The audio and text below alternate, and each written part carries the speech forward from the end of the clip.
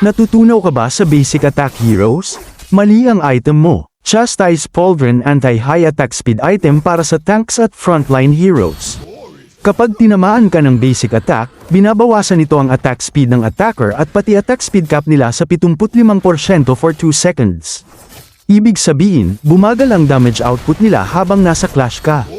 Kapag bumaba ang HP mo below 30%, automatic na nire-restore ang 20% ng maximum HP mo over 2 seconds.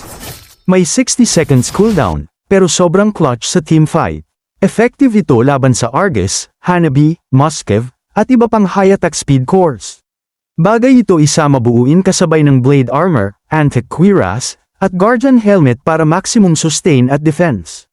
Situational item ito, pero game changer sa tamang matchup. Kung basic attack heroes ang kalaban, ito ang item na magpapanalo sa'yo.